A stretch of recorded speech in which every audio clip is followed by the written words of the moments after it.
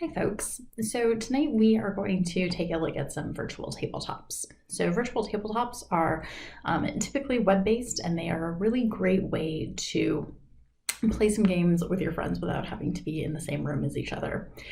There are two main types of virtual tabletops. The first one is just kind of a sandbox environment that essentially allows you to play card and board games in a virtual format. So imagine a game of Monopoly, but instead of having to be there physically with the pieces, you would just have images and pieces on the game that you would control as if you were in a video game. Tabletops like these tend to depend on you, the player, to know the rules, manipulate the pieces, things like that. The second kind of virtual tabletop that's pretty common is a more AI-based virtual tabletop that's designed primarily for like role-playing games, Dungeons and Dragons, Pathfinder, things like that. And those tend to be more along the lines of you input a bunch of information and then it does the combat and the rolling for you, and you can then use the actual sandbox environment to have your maps, play your characters, things like that. So we're going to take a look at one example of each, Tabletopia and Roll20, and then we'll also talk a little bit about some of the other options that are out there for each of those individual programs. So the first type that we're going to look at is the sandbox where you can do board and card games. And so what I have up on the screen right here is Tabletopia, which is one of the more well-known virtual tabletops that operates in this format. And you can see that they have three main sections to their website. So the playground, which is going to be where you can find games to play. A workshop, where if you are a game creator, you can actually create your own games and post them to Tabletopia so people can play it. And then an about section. And we're going to start in the about section because the first thing I want to talk about is your subscription level with a lot of these. So many of these virtual tabletops will have a free option, but in order to access some features, you're going to have a paid option. So with Tabletopia, I'm just going to scroll down towards the bottom here so that we can talk about their options. So they have their pricing, and so the bronze is the free level. You can have 2 simultaneous game sessions up running at the same time. You don't have access to any premium games, and you can't invite guests to premium games. And then with silver, you can have additional simultaneous game sessions, plus you can access all of the premium games. And then in the gold version, even more simultaneous sessions, and you can also invite guests to play in the premium games.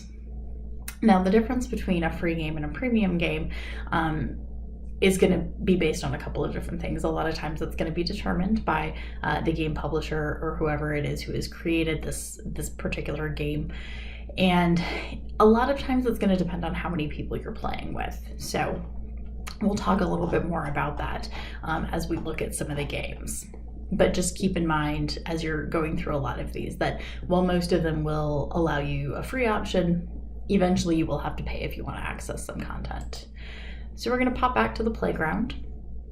So the way Tabletopia and many of these is set up is they just have kind of a warehouse of games, so to speak. So if you scroll down, a lot of times you'll see like new releases, some easy to learn ones, some classics. A lot of times they'll have some solo games.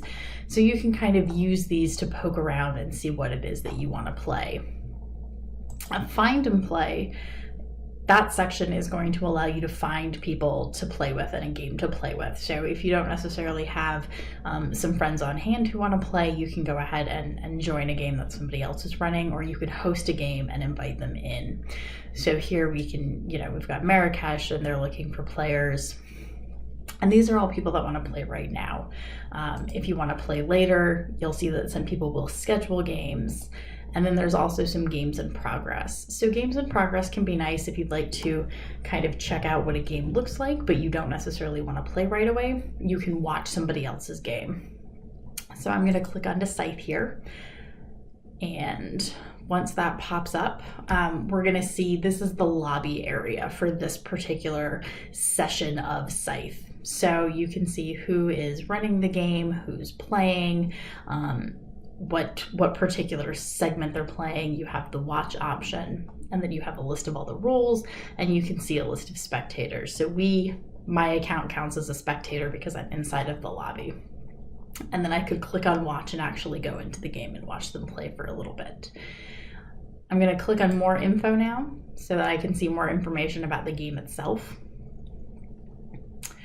So this is what a game page looks like. So you can access game pages through these lobby pages. Under all games, you can also see a list of all of the games. You can also search for games or rooms. But all of these game home pages are going to look the same. So we've got the name of the game, we've got some tags for it. Scythe is designed for players who are 16 and older, and that's due to the complexity of the rules. You can play with 1 to 5 people. A game usually runs about an hour and a half to 2 hours. And then you can just see some rankings and how much has been played on Tabletopia. Then you've got your little description, your sets of rules, and then your setups. So this is what I was talking about earlier when I mentioned that sometimes your setup will determine your premium or your free. So in this particular case, if you want to play Scythe by yourself, you do have to have a premium account, but they do have one setup option for 2 players playing in English, a very specific module, Crimea versus Nordic, that you can play for free. And then if you want to do 2 to 5 players, again, you have to have a premium account. So a number of games will do this because they do want people to have the opportunity to check the game out, but in order to access all of it, they want you to actually pay Tabletopia. Well, Tabletopia wants you to pay. So over here, you can see the play solo option. If I were to try and play this game solo, it wouldn't let me because I don't have a silver membership. I'm just the bronze. Play hot seat basically pops you into a game, and then play online would allow you to host a game. So I'm going to come back up here and I'm going to use the search to search for a game called Castle Panic. This is just a little board game that some friends and I play sometimes. So again, as I mentioned before, all of those game pages are going to look the same. So again, we have our tags, our game information, the rules, the setup. Castle Panic is a nice one for a demo because you can't do a solitaire version. You'll also notice over on the right, there are some how to play videos. So a lot of times if they don't have these here, you can search YouTube and Google, and a lot of times things will pop up. So now I'm going to go ahead and create a solo session just to give you all a little glimpse at what this is going to look like when you're actually inside of a game and how you navigate that. So when it pops up, when it's a new room or a new session that you're creating, it's going to offer you a tutorial. So you'll get information about how to manipulate the pieces that are on the board, how to move things around, stuff like that. It's going to focus entirely on the logistics of how to manipulate things inside of Tabletopia. It's not going to cover the actual rules of the game because, again, with Tabletopia and other virtual tabletops like this, it's counting on you to do the kind of heavy lifting. They're just providing the sandbox for you to play in. So I'm going to click next on this, and then you can see that it's going to start the tutorial. I can continue to click next through this. I'm going to actually X out of it. So here we have the setup. So the way Tabletopia works is when you go into a game, it's going to set you up in a starting position. I'm a single player, so it's only drawing cards for me. I have my draw deck, I have my monster pouch, I have my individual cards, my die. And then a lot of these things can be manipulated just by left clicking and moving things around. But there's nothing like, even if I roll a die, you know, it's not going to necessarily change anything on the board. If I drag monster tokens around, it's not going to give me an error message. Because again, it doesn't have that AI that knows what's supposed to be happening. So you can follow the rules or you can make your own rules up. Over here on the left, we're going to have access to the rules. So this, if you click on this, will pop up a PDF, so you've got access to the rules inside of the game. The question option is going to focus on the things in the tutorial, so it's going to be all of those logistic things. And then the sound button down here will allow you to change the volume. You may hear some sort of like movement noises as I'm moving cards around. Over here on the right, you have a little chat window. So in the chat window, you can actually type messages to other players, or you can just use this to watch what's going on. So as people leave and join the game, if you decide to create an online session that other people could play, A lot of times this chat box and the actions that are happening will be available to the public to watch from that lobby room that we had looked at earlier. So you can take care of all of that in game. I would recommend using something like Google Meets or Discord or something like that for any voice chat that you're going to be doing, just so that it's not tied to the particular room and you can kind of move in and out of things a bit more easily. When you're ready to stop a game, you just open the tab over here on the left and you can pause, which will essentially just pause the game as it is, and it will keep the game open and running, so to speak. And this is where those simultaneous games come into play. If I leave this open and then I open a second game of something else, if I try and open a third game, it's going to give me an error and it's not going to let me do it. So when I'm done, I can finish and I can tell it we're done, the game is over, and I can go back to the lobby. I can also close the room and that will delete this room entirely. So Castle Panic will go away. It's no longer there for me. I would have to go back to the game page and pull it back up again. And then I would be able to access it again. So under all games, as I mentioned earlier, you will see the whole list of all of the games that they have available. And you can also narrow by a number of different things. You will, let me see if I can find it. Here we go. So you'll notice that most of these don't have this little premium banner. This premium banner that you see on things means that there are no free options for that game at all. You have to have a premium membership to play any version of the setup. There's no way to filter by that, but as you can see, you know, most of these games don't have that. So most games will provide some sort of setup option that you can play for free. And then under the players section, this is where you can become friends with other players. You can see who else is online. You know, you can make friends with anybody that you play with on a regular basis, things like that. Okay, so that is sort of just the quick overview of Tabletopia. I would recommend that you start out, pop into a few games, see how it goes, take a look at it, play some solo sessions of some games that you're familiar with to get used to the mechanics of everything. Along the lines of Tabletopia is also another program called Tabletop Simulator. So Tabletop Simulator, again, has no AI attached to it. It's basically just a sandbox where you can use all of the pieces and things like that. So again, you're going to have to know the rules. I guess the really nice, happy thing that people love about Tabletop Simulator is that you can actually flip the table within the game. Apparently it's quite enjoyable, according to my husband. And then there's also another one called Board Game Arena that's also very similar. Tabletopia and a lot of these will sometimes have iOS and Android tablet apps. Do make sure you read the reviews. Sometimes the logistics and the mechanics of using these programs inside of an app is not that great, and it can be a little bit more difficult. Tabletopia, I know in particular, has not great reviews on the Google Play Store and the Apple App Store because the mechanics of it are just really difficult on a mobile device. So I would recommend, if you are going to explore these, try and do it on a desktop computer or a laptop to start out with, just because it can be a slightly easier introduction. All right, so let me X out of these. So now we're going to take a look at Roll20. So Roll20 is the second kind of virtual tabletop that I was talking about that's designed more for Dungeons and Dragons and things like that. So this is my Roll20 account. I'm popped in here. Over here on the right, since I'm signed in, I can see all of my different options. When you first log into Roll20, you're going to see any games that you're involved in. You can also create a game, join a game, tag some games, and we'll talk about all of that. So as with Tabletopia and things like that, if I go into my profile, I can see the different account options. Roll20 also has a wiki, a blog, things like that, so that they can provide some information for people who need some help. The membership options and the subscription options on Roll20 are fairly similar in cost to what you see with Tabletopia.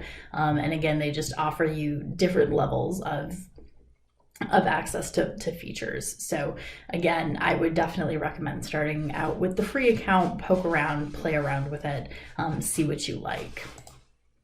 The nice thing about things like Roll20 is they will typically have some kind of marketplace, and the marketplace allows you to pull in a bunch of different content. So you don't have to create all of your own content. There is some building on your end, but a lot of these modules will provide you with character information, maps, NPCs, all sorts of stuff. So you can see that they've got rulebooks, and these are kind of, so like Paizo, Wizards of the Coast, these are systems that are kind of built into Roll20. So it basically has a compendium of rules that you can access as you play, and we'll take a look at that when we open a test game. But you can search for one-shots, you can search for longer campaigns, you can search for rule books.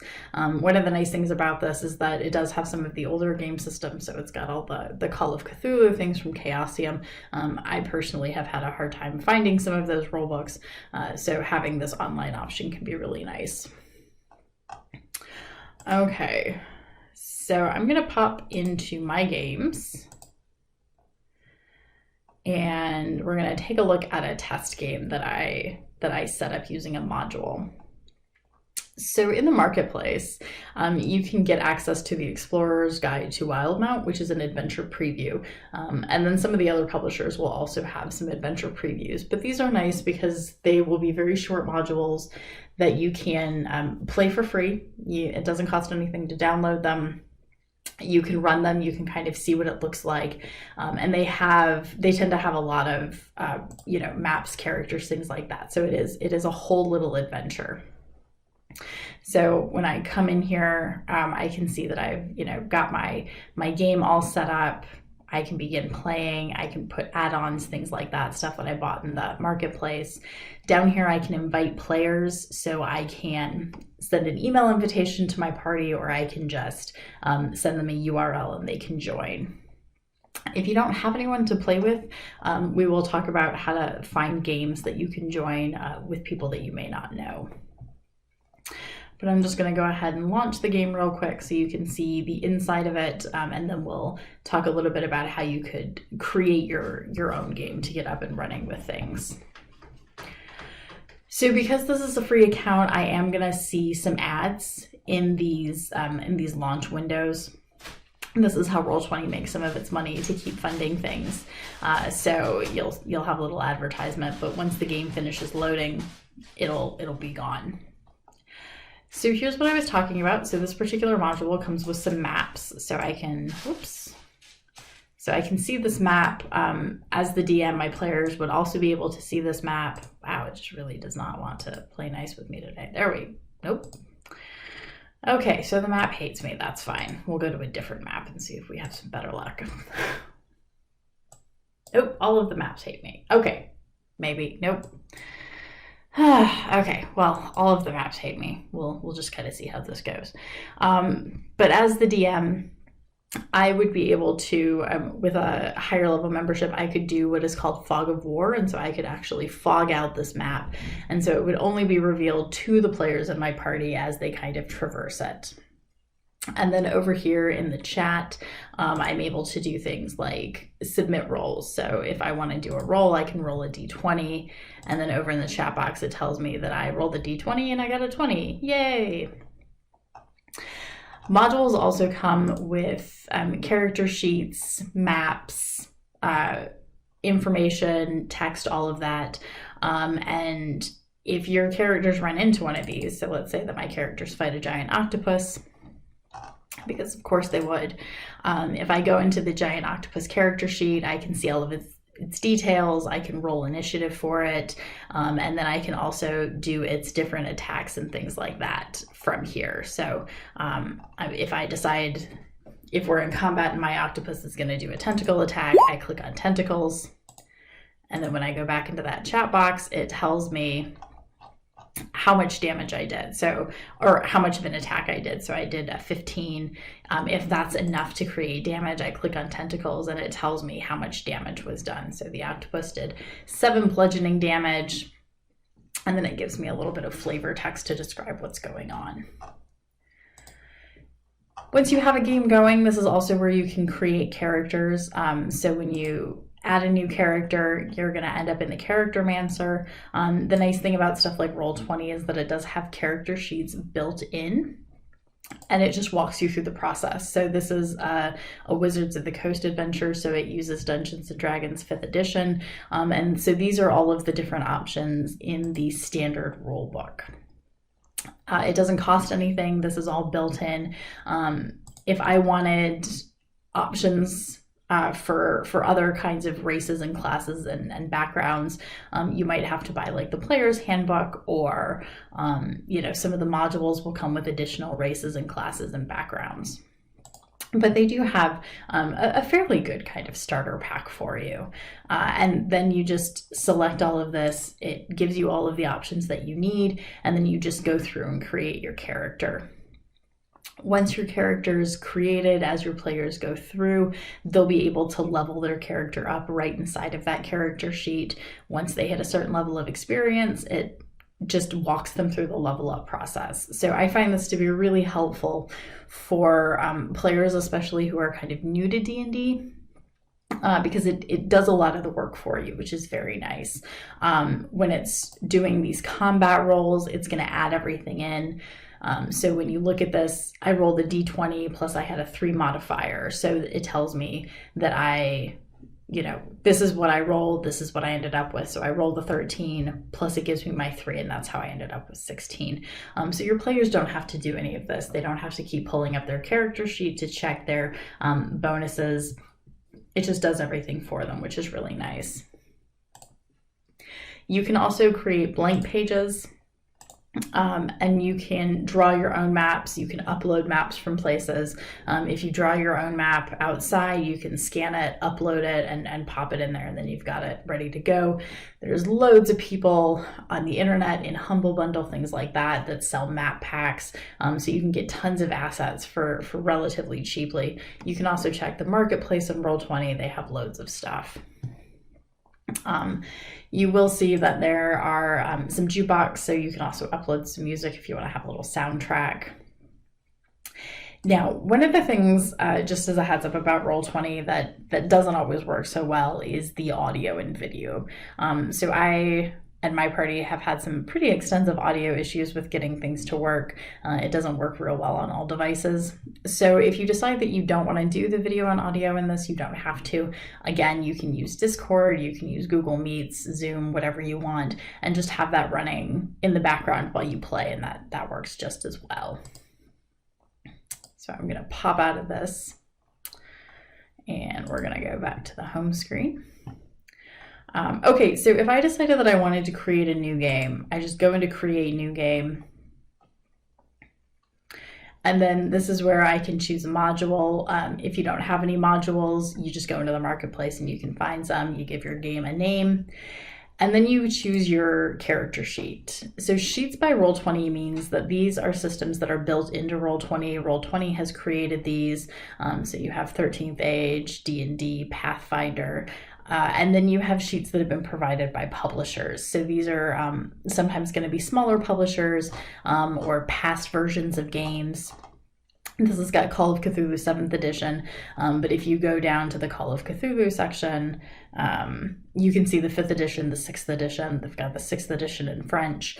So these will be some smaller or some earlier editions. The stuff that Roll20 is putting out is typically going to be the most current edition of some of the larger name games. But you can select whichever one you want, and then when you go into your game, that's what your characters will use to be built.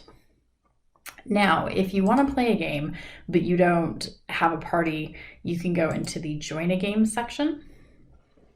And so the Join a Game section will allow you to search by what kind of game you want. So you can search for a specific game, or you can just search for all games, relevance starting soon, keywords.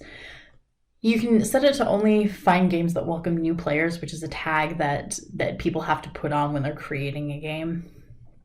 And you can also mark only games that are free to play. If we go down here, you can see that there are some. So Tasha's Cauldron of Everything. This started August 25th, and it does cost money to play. These pickup games a lot of times means that they might have an opening and you can kind of pop in. So looking for groups, you can also, you see 1 current player, 5 open slots when this is going to play. So you can kind of scroll through. They play weekly, so this might be something you want to commit to, maybe not. A lot of these groups sometimes will allow people to kind of pop in and out. So maybe you can only play like once a month. You can always talk to the DM and see if that works for them. You've got some board games going on. So this is non-recurring. This is a one-time only game. So you can also look for those. But you can just kind of scroll through and check things out. And then, join a game if you want to kind of explore Roll20 without having to do all of the game creation yourself. The Compendium. So these are all the Roll20 compendiums, and the compendiums are basically just all of the rule books. So these, as I mentioned earlier, are the bigger ones that Roll20 has kind of put in, so it's got access to all of the AI that will run these things. You can see it's pretty extensive, which is nice. And so if I were to click on Dungeons and Dragons, it's going to pop me into the compendium, and now I can search for anything that I want. And it's going to show me my supplemental books, but I can search for like a spell, an item, a class. Maybe I want to know more about elves. I can do a little search for elves. It doesn't find anything, so maybe I have to do elf instead. Or Boots of Elvenkind. There we go. Yep, elf, not elves.